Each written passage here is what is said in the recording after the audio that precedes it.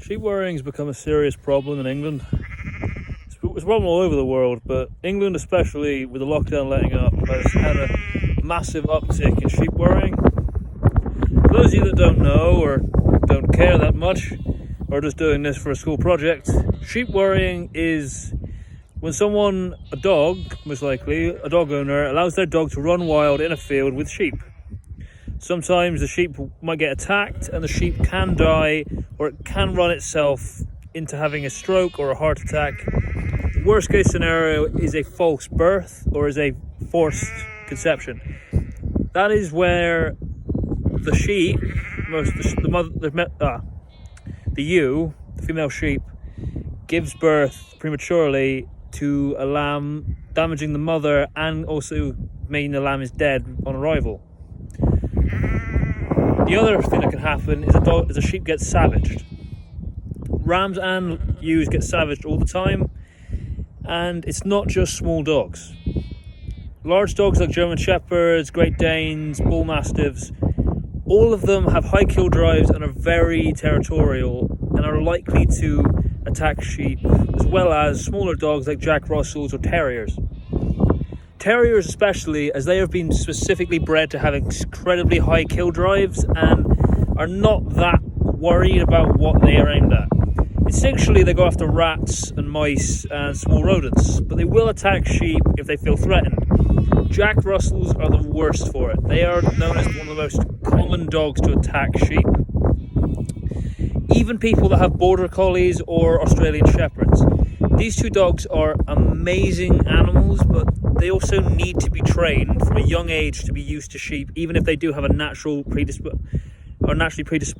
to obviously herd sheep. Some of them, they might not attack, as that's been taken out of their genetic quite well, but they will try and herd, and obviously they don't respond to your commands when they're herding, and they can herd an animal into crushing one another. It's a lot like if you're in a large crowd and the entire crowd starts to push against a single wall. It's fine for people if they're stood up, because they can obviously jostle a bit. If a child or if someone falls over, they can easily get crushed. Same thing happens with lambs, the same thing happens with ewes. The reason I'm talking about this, and you think I'm not just someone that is what I'm talking about, I am actually a shepherd. I'm second generation, well, third generation when it comes to animals, but my family's moved on to sheep now. And my entire life I've been working with sheep, and I can tell you that though they are amazing animals and they're beautiful, but they're very easy to startle. For instance, I've known all of these sheep their entire lives. The ewes I helped lamb, and the lambs themselves I just helped lamb a few months ago. But none of them are that easy around me or my parents or anyone they're used to. They'll come up to me if I'm holding food, and they won't back away as much as I do with strangers.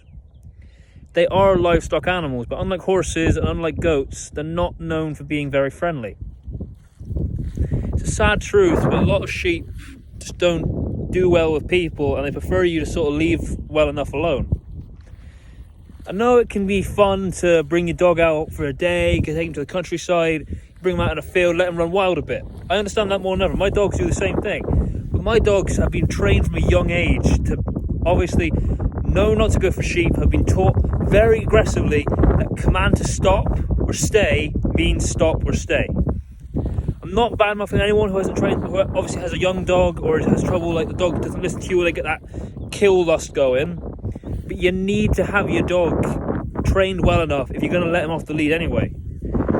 Our sheep are not family members, they're food, and they're obviously for a lot of farmers they're something you have to use money for. It's like an Uber driver's car, or say you sell a product, you don't want someone coming in and breaking that product.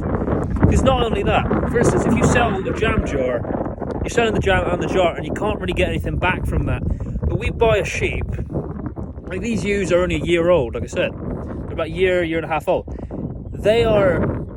They could keep us going for years. They could have up to 3 or 4 sets of lambs. They have twins. The lambs themselves, the rams go off to slaughter, or the real purebred Roman tame ones get sent with us to obviously continue the species. I know it's preaching to people, But I'm coming to all these people that love going out into the countryside, love going out into walking, love outdoors things, love bringing their dogs. There's nothing better than seeing a dog running loose, like when it knows like it's free. But you need to understand that there's a difference between like public land and farming land. There are a lot of walking paths going through farming land. For instance, there used to be one through our land until my dad spent a lot of time getting it removed. Luckily, unlike most people, like for instance, a lot of places like the Lake District, like the Highlands in Scotland, and the Welsh Hills are very public places for a lot of people. For instance, a lot of national parks in England are open farming land. There'll be sheep, there are wild horses, wild pheasants, a lot of wildlife that, of course, like you can go and have a look, you can take pictures, you can take your dog, but they need to either be on a lead or need to be very, very well trained.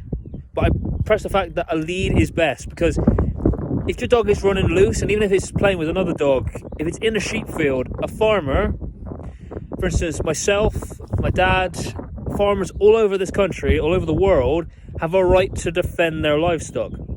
Because like I said, it is a livelihood. It's a cost-effective thing that we love to do because it helps the land, keeps England's old ways alive. But the fact is, a lot of farmers, like, they breed ewes for generations. Like, some of the oldest flocks in England are hundreds of years deep of detailed records, like dog breeding. You need to know who the sire of your lamb was and who that sire of that sheep was, and so on, until you get to the fact that you need to know everything about...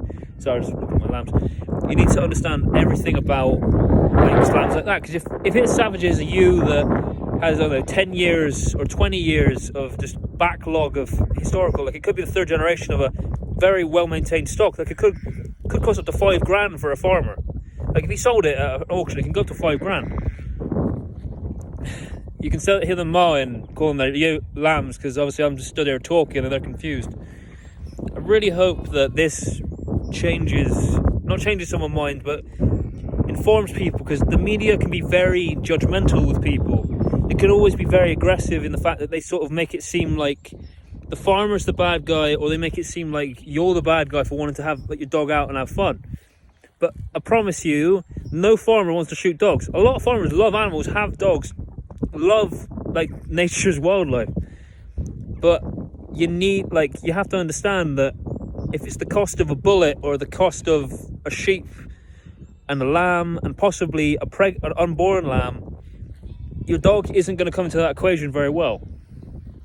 Now, I hope this has given you some insight and hasn't been a bit too preachy.